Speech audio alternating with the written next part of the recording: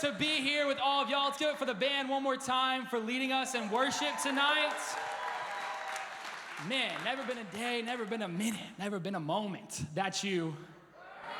Come on, are we here? I feel like we're awake tonight, yeah? Daylight savings hit, the sun's out a little longer, everybody's feeling a little more awake. You know, summer, can y'all smell it? It's right there, it's so close. Summertime, oh, after hours at Fuse, golly, that's coming. It's coming up, we're talking camp after that in August, woo! I'm getting married at some point in between that time.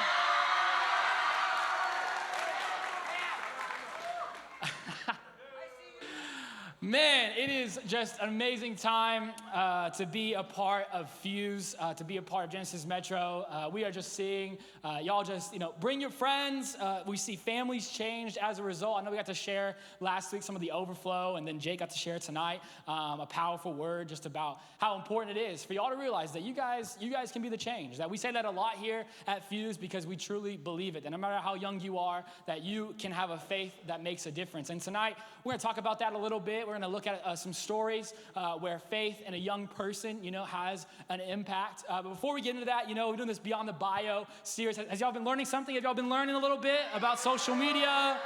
All the different things. So we looked at social media and we talked about all the different effects it has, and it's so huge. And I think we want to just give y'all tools in your tool belt, give you different ways to navigate social media because that's not going away anytime soon, right? And we need some young people, we need some young Christian people to know how to navigate the dangers of social media. So tonight we're talking about comparison. Y'all say comparison. Y'all say comparison. And the title of tonight's message, somewhat of the theme, is Comparison Makes Us Miss the Point. Comparison makes us miss the point. And to kind of illustrate that, to start off, I wanted to look at some different things, things that we might compare in today's world. Because I think in today's world, people just kind of compare things naturally, right? Like, we don't even think about it. We just compare things, right? It's a very competitive culture we live in, people compare a lot in the culture that we're in, especially in America. And I want to look at some different things that people compare regularly on a daily basis. The first one, of course, has to be LeBron versus Jordan, all right? A very common one. Yeah, we got any votes here? Jordan, King Braun? He's 40. He's 40. Literally, he's 40. As soon as he got hurt, the Lakers have been started losing. I'm just saying. I mean, he's 40 years old. I'm just saying. Next one. Arby's fries versus McDonald's fries, all right?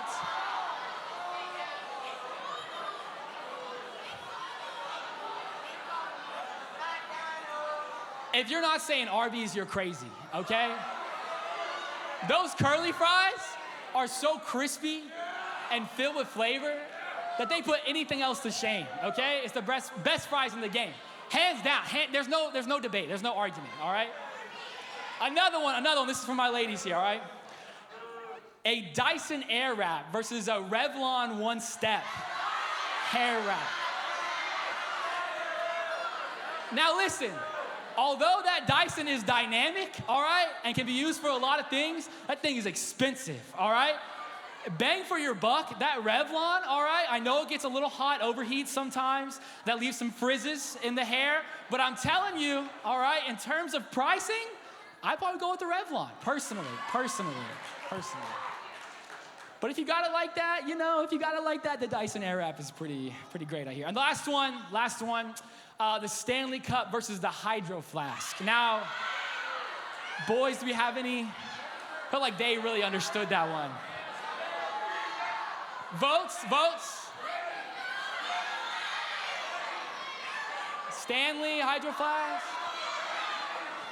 Yeti, okay, all right, okay. Take it off the screen. There's a couple other things, like there's like Canes versus Lanes. I think Canes personally has to win. Ulta, Sephora, I don't know about that. But hey, listen, it's amazing how you guys prove my point in the intro, clearly people feel so passionately, right, about which one is better. Isn't that amazing? I can show two pictures of things in the same category and look at the uproar, you know? It's amazing because it's just something that we do. We just compare things. We have to figure out what is best, what is better than the other thing, right? But I think sometimes in that comparison that we miss out on appreciating just those things for what they are. We're so focused on comparing the two things, right?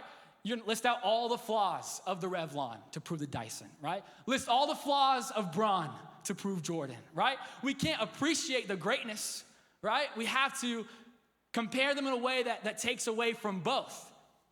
And I know, silly examples, sure, but what if that was a lot of the times how our personal lives go? That we compare on this huge level to everybody else, and we don't appreciate people for who they are, God for who he is, and our hearts for what they are. You see, we live in this culture of competition and comparison, and I think in social media, I think when we have this mindset of comparison, we go into social media, and social media inflates our mindset of comparison like a balloon.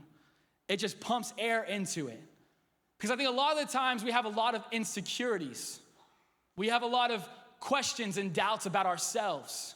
We're asking big questions like, who am I?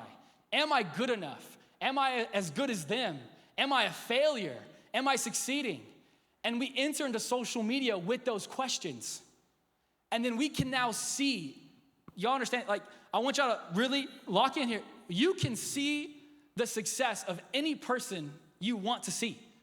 Like, you can find out the 16-year-old in Romania who just set a record for something, you know? You can see how the 14-year-old in California just got a D1 scholarship for his computer whiz or whatever. Like, we can see all of that. You know, like 30 years ago, for my leaders in the room, can y'all attest to this? Like, you compared yourself to Johnny and Susie down the street, you know? That was what you could compare to. But nowadays, you can see everyone else's success. You can compare yourself to every single person, and I think that has caused a lot of pain. I think it's caused a lot of trouble. I think it's caused insecurity and doubt to only grow. Because we're comparing a lot of the time, because you're going to social media. I want to break this down for y'all so we can understand it together. We're going in a lot of the time comparing our worst, okay? Because we know ourselves better than anybody else besides God, okay? We know ourselves. We're going thinking about our worst, you know, our worst critic, you know? And we're going in and we're comparing our worst to people's best, right? It's a highlight reel, right? It's their best moments. And we're comparing our worst, you know, the things that aren't being posted, to their best. And we're saying somehow that we're failing. We don't know what's going on in their lives. We know what we see. Right? We know the relationship that we see. Oh, it's so cutesy, you know. We know that they had a great vacation, or they got this new, you know, phone, they got this new whatever. And we're comparing all of our worst things to their best things. You see how that can become a trap? You guys see how that can become a struggle? Something that's not just something small, but something that can grow into something huge. Something that can affect a whole generation, actually. So if we look at that, if we look at the insecurities that we have, we look at how we go into social media with those, you know, comparisons always there, right? You scroll for long enough and you compare yourself to all these different people. I think if we're not careful, that comparison can start to consume us.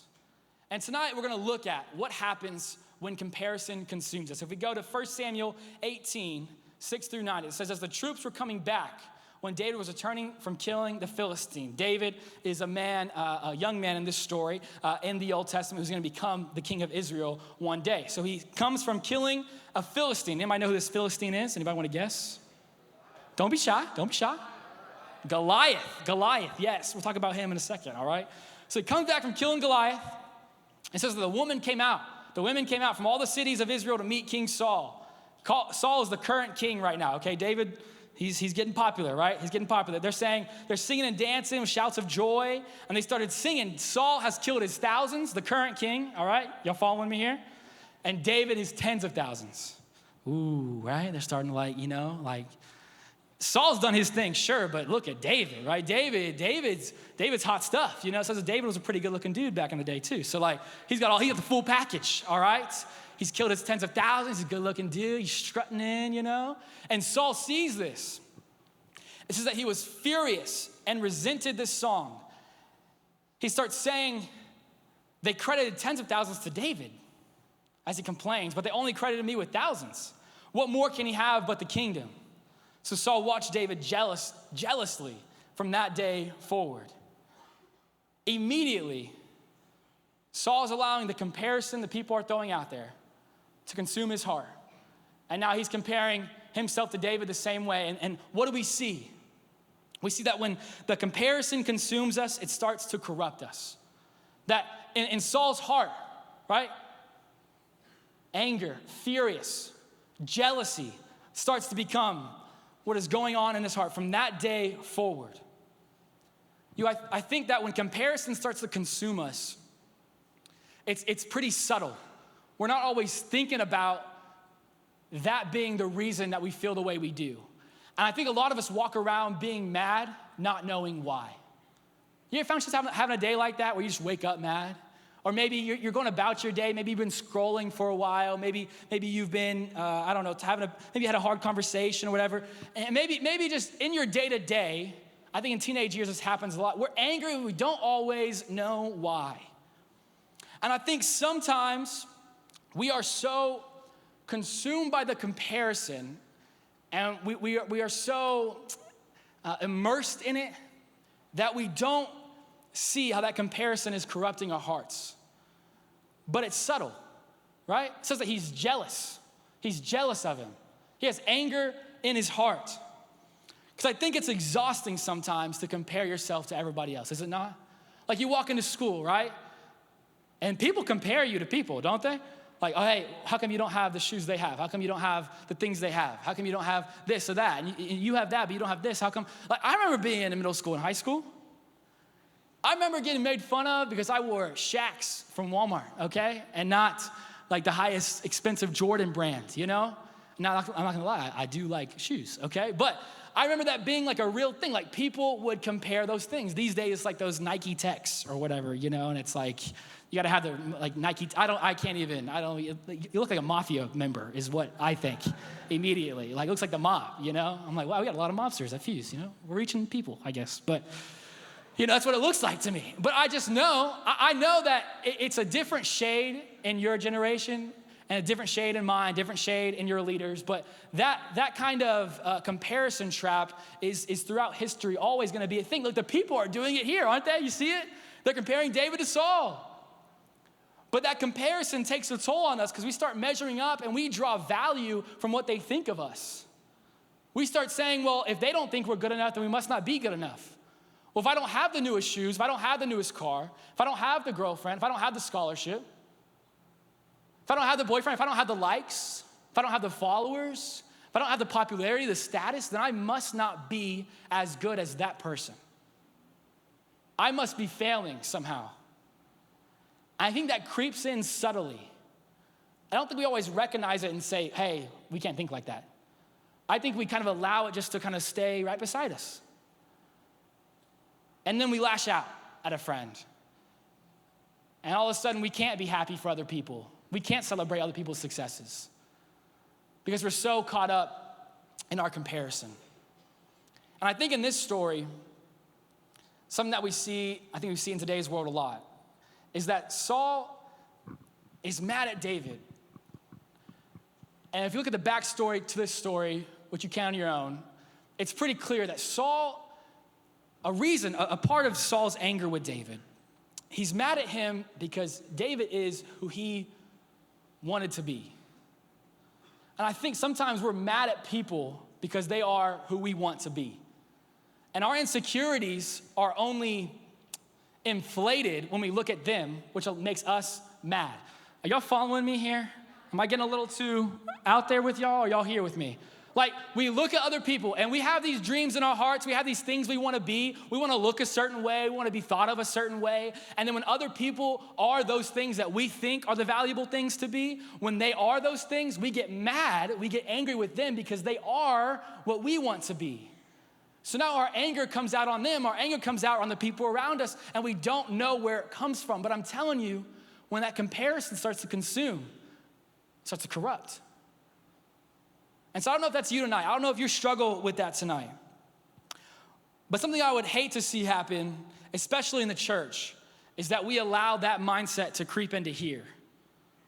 I would hate to see people starting to compare their faith to him or her and say somehow that like, you know, I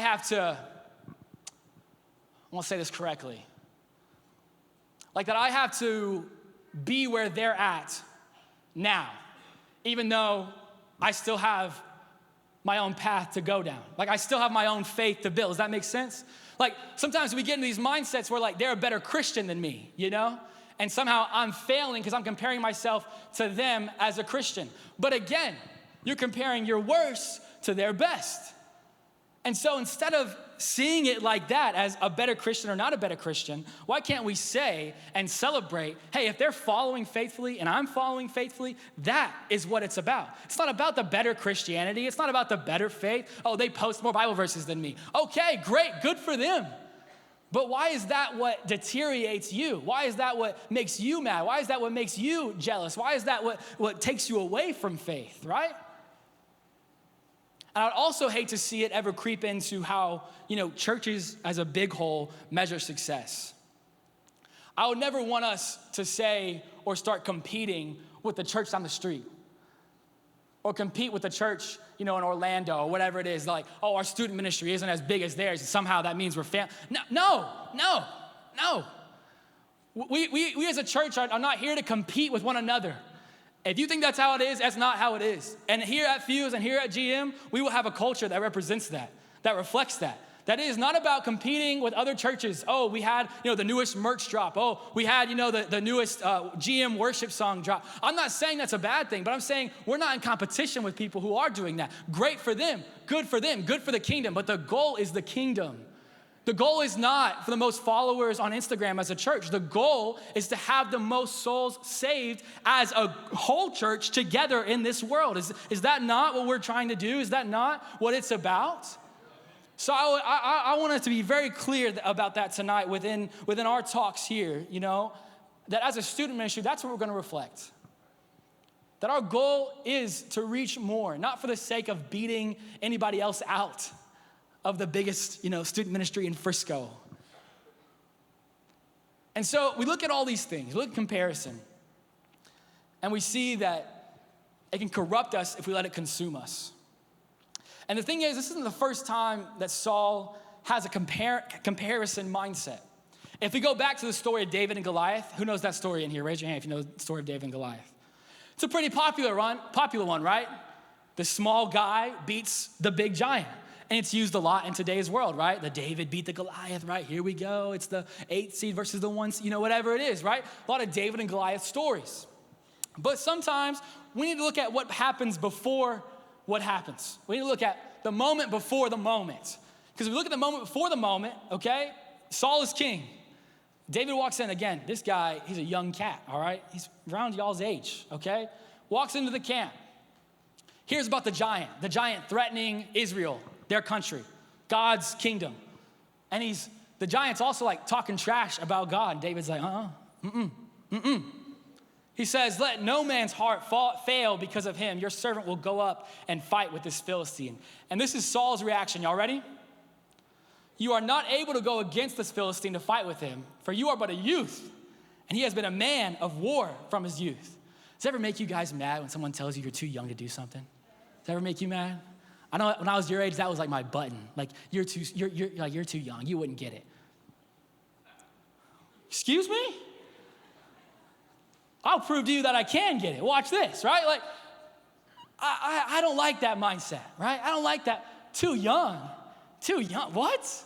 Too young? No. But Saul clearly, right?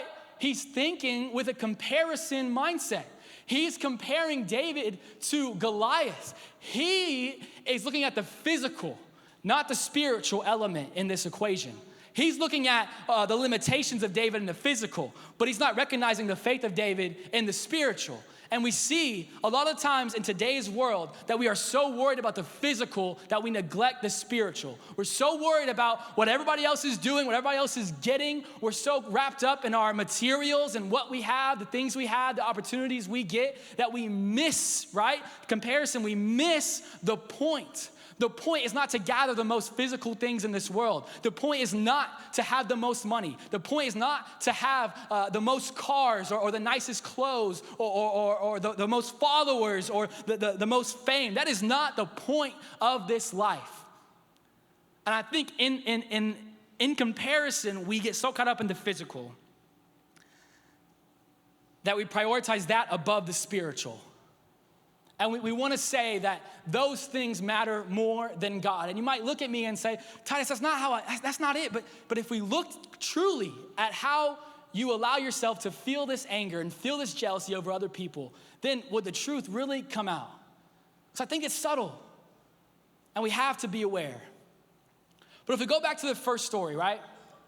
Saul has killed his thousands, but David his tens of thousands. After this verse, after this part of the story, in the next verses, okay? Y'all with me right now? Y'all with me right now? Yes. In the next verses, Saul tries to kill David twice. Would you call that corruption? Would you call that emotions out of control? I don't know if anybody's ever looked at you with those crazy eyes, and you're like, oh man, I better get out of here, I don't know what they're about to do. But Saul loses it. The comparison became corruption, and that corruption made him want to kill. They want to kill David. You see, comparison makes us miss the point. Within this story, I think there's a subtle lesson underneath it. Saul being consumed with comparison, the corrupting that it does to his heart. Within that, he misses the calling on David's life. He misses what God is doing in David's life. God has raised up a shepherd boy to come kill a giant. He's not a soldier. And now all of a sudden the people start to celebrate him, to praise him. And God has chosen David as the next king of Israel for the faith that he has. He has an incredible faith to be a young man willing to go up against the giant, right? And all this is happening, and all Saul sees is a threat and a person who is what he wants to be. And he allows his anger and his jealousy to win. At any point in the story, Saul could have said, you know what? I see the way God is working in David's life. I want to support that. I want to cultivate that. I want to celebrate that. But instead of that, he goes against it. See, I think we need to be Christians who are willing to say and recognize the faith of other people and celebrate it. Not get caught up in the comparison trap that we allow to run wild in our lives, but be able to say, look at how God is moving in their life. See, I think people are called to different things in different areas and different places on different platforms. And we get so caught up in our insecurities and who we are, who we're meant to be, all these things, that we compare ourselves to them. But that's not God's plan for you. That's God's plan for them. So follow God's plan for you. Allow him to take you where you're supposed to go. But don't get jealous because God gave them a platform and didn't give you a platform. What if God knows that you're not ready for a platform? What if God knows that you're not prepared for a platform yet? You're not ready to take that step yet. That person is. That's their journey. Can we be willing as Christians today to celebrate their faith and have faith that God has a plan for our lives? That's what we have to understand. Can we be humble enough to say, it's okay if that's where God is taking them? As long as I'm being obedient, as long as I am being intentional with showing up to Fuse, being in my word, worshiping him both with my mouth and with my actions. If I am doing those things, then I'm going to trust God's path for me is the path that is meant for me, and celebrate the paths that he takes other people on. I think if we can have that mindset, that immediately sets us apart from the rest of the world. Because the world, right, it's all about who? It's all about who? It's all about me, right? The world thinks in a selfish mindset that it's about you. It's all about you. It's all about me. It's all about what I can get. It's all about what I can do. And if you be willing to say, no, I'm going to celebrate that they have such a faith that you can see it. I'm going to celebrate their success because God is clearly doing something in their life. That immediately sets you apart from other people because it's not about you anymore. It's about God, and it's about what's best for other people. But it's interesting to see in David's story that when God calls David, he says that, this is God speaking, the Lord sees not as man sees.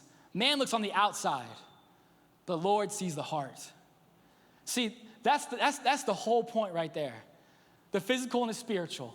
Another way to say it is that God looks at the inside while we look at the outside, right? Comparison, all we can compare to is the outside facade that people put out.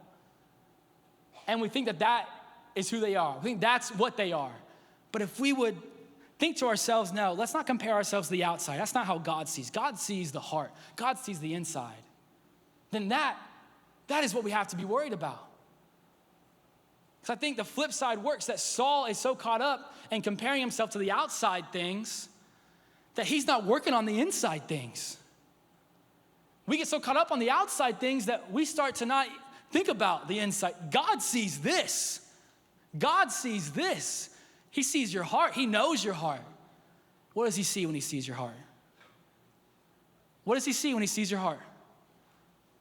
Does he see a faith that's unbroken or a faith that's wavering? Does he see a half in, half out faith or a all in faith? What does God see when he sees your heart? We see David have a heart and a faith that is greater than the giant he's about to face. And although David is held up to Goliath in a comparison, right? You're not as strong as him. You don't have like experience as him. You can't do it. He doesn't let the comparison kill his calling. And I think that we have to be aware and we have to be on guard to not let the comparison ever kill the calling on your life. Like I said earlier, right? There's different paths you all are going to go on that God's going to take you on. And if you're not careful, that comparison is going to try to kill that calling. But we see David, the way he's able to overcome this comparison is by having confidence in the calling. He says in the verse right before Saul says, okay, he says, God delivered me from the paw of the lion and the paw of the bear. And the same way he delivered me from that, he's going to deliver me from this giant. David recognized that it was the Lord that got him through. It was the Lord that allowed him to conquer. And he had confidence that in his calling in this moment, that's where he was supposed to be. And that confidence in his calling is what conquered the comparison in his life. You want to know how to conquer this? You want to know how to solve it, how to get over it? Have confidence in the calling on your life. Have confidence in where God is taking you and who God is. And when you have that confidence, I'll guarantee that comparison voice starts to die down. And that calling starts to ramp up. We got to turn that volume down on that comparison and turn that volume up on that calling. We have to stop comparing and start celebrating others. Stop comparing and start appreciating others. We got to stop comparing and start recognizing that God is the one in control, that God is the reason. And our lives have to reflect that in every single way. You want to see giants fall? You want to see blessings pour out on your life? Then we have to stop letting this have control. We have to stop allowing this to have priority. Stop allowing this to take up too much room in our lives. And start saying, God, I know where this leads. I've had enough. I want to step into a calling that has purpose, that has direction, that has love, that has peace that I've never known. And the way to do that is to have confidence in that calling. Let's pray. God, thank you for allowing us, God, to come before you, God, to learn more about you. Lord, I pray for the students in this room, God, that we can all see the traps of comparison. That we can recognize the way it affects us, recognize the subtle ways that it brings us down, And God, I pray that these students can go forward. They can see how they compare themselves. They can see how the comparison affects them a lot. And they can say in that moment, no, I'm not going to let this comparison, these insecurities, this anger, this jealousy take over my life. I'm going to put my faith in you, God. God, I pray that their confidence does not come from what they can attain physically. But God, I pray that their confidence can come from who you are spiritually, from what their faith is spiritually. And God, if their confidence can be rooted in that, Lord, may all comparison and insecurity be drove out. God, so that we can see a generation who has bold, confident, unashamed faith to stand up to the giants, to stand up against what the world tries to put them down in, Lord. God, we are thankful for all you're doing here at Fuse and Genesis Metro. God, may we worship for all we have. Amen.